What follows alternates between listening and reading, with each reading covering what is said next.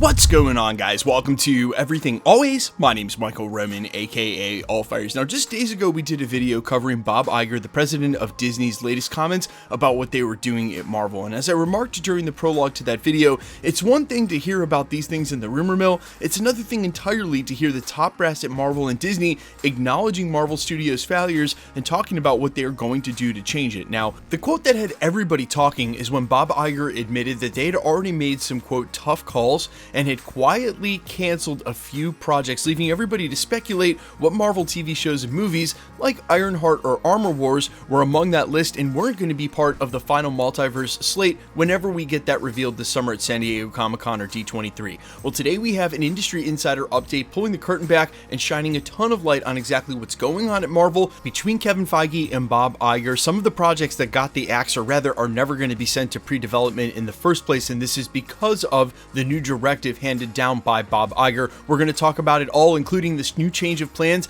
the new direction for movies over at Marvel. But first, if you could grab the subscribe button. We do daily Marvel content at the channel, and that's all we do. Everything from official Easter egg breakdowns, trailers, and reviews to the occasional industry insider report and everything in between. So if that sort of thing's for you, hit the subscribe button, leave a comment down below. That will automatically enter you to win our ongoing PS5 giveaway. In fact, the next one is right around the corner to coincide with the finale of X-Men 97. Again, all you got to do is be a sub, leave a comment if you want, stick around to the end of the video. We get into all the giveaway stuff again there. Okay, so this major update today comes to us from industry insider Daniel Rickman. You can follow him over on Twitter at RPK News, and at this point, he's probably not only the most ubiquitous, but the most trusted source in the Marvel scoop game. This is what he had to say about the change of direction for the slate.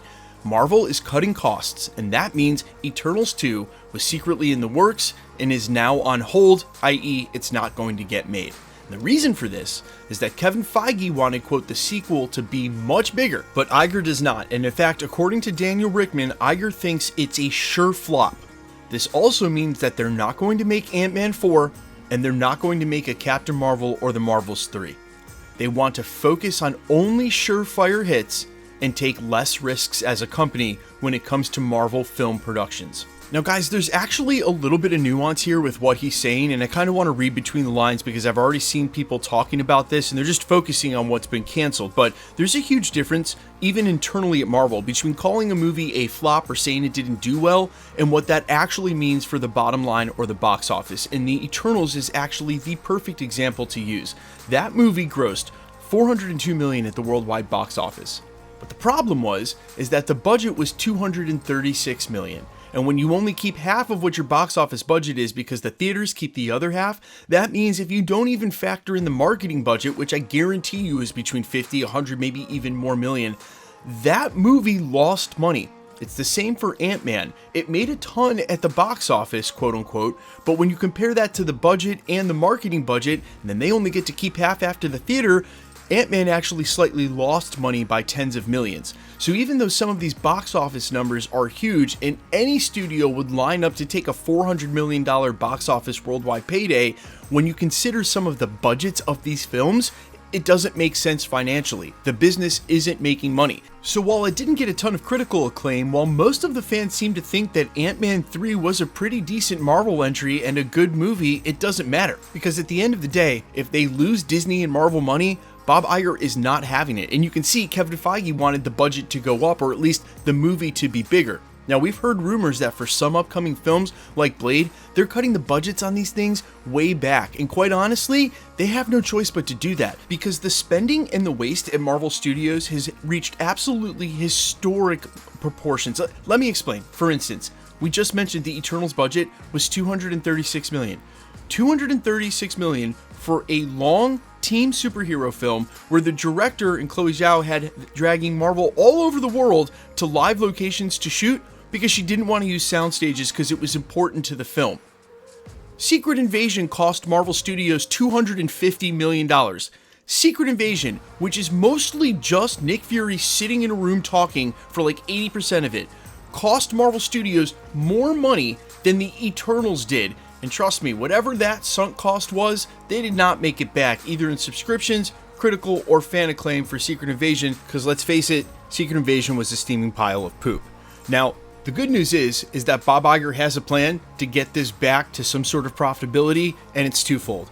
What he's saying is not only are we only going to focus on the surefire franchises that are going to make us money. For instance, there are a ton of people who haven't seen a Marvel movie in the theater since maybe Shang-Chi, who are definitely going to make it out this summer to see Deadpool and Wolverine, and I suspect the bottom line at the box office is going to attest to that. The second one is trying to cut these budgets in half, where we've heard rumors that Blade may be up for, say, $120 or $130, maybe even $150 million budget.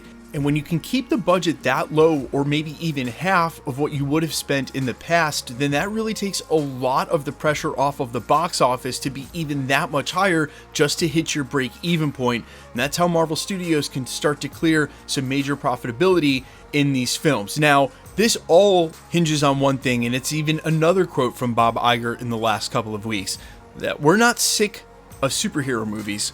We're sick of bad superhero movies. We're going to come out to the theaters and watch these things, so give us good films. Doesn't matter what titles they choose to go with. If they run the Fantastic Four out there and that movie isn't good, it's going to be a huge problem for Marvel Studios, and they're going to start to feel the effects even more than they already have.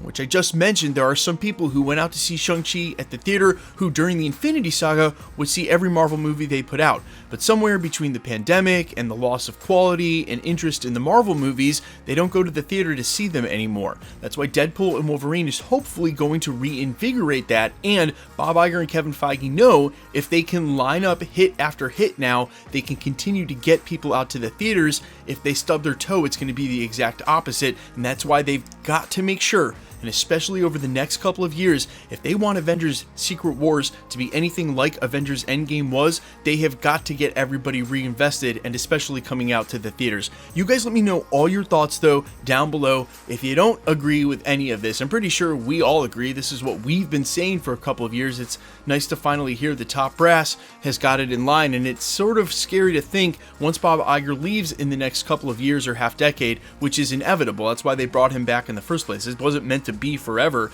It was just meant to find a new successor. What the future of Marvel Studios will look like without his direction at the top, because it seems like things have been turned around and since he got back, and it's integral that he stays on now, at least till we get through the multiverse saga. You guys let me know all your thoughts down in the comments quickly. Let's get into the giveaway stuff before we let you go.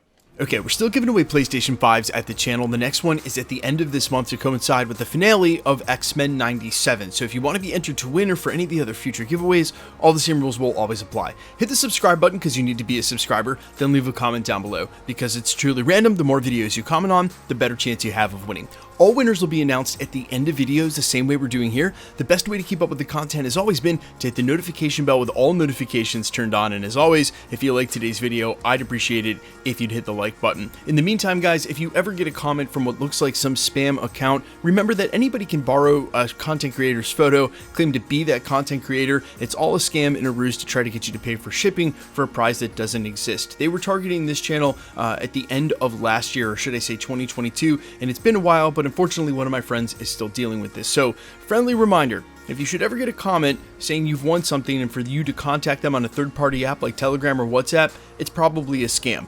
Never share your information on there, it's not safe, and of course never pay for shipping. No content creator, no one who ever tells you you've won a prize, if you've actually won, is going to charge you for shipping. That's just not something that people do. So if you should ever get a comment like that on YouTube or Instagram, just make sure to report it to the respective platform, because I promise you, the content creator already knows and is doing everything they can about it as fast as they can, but the platform themselves, like YouTube, can delete the comment way quicker, and really you're doing everybody at the community a service, because not only is that comment deleted for you, but for every other account they've commented on. You can find me over on Instagram and Twitter at IamFires. You can also find me on Spotify, YouTube, Amazon, Apple, iTunes under the name AllFires. And while I sincerely appreciate you checking my music out, thanks for checking this channel out. Stick around, we'll be posting again real soon.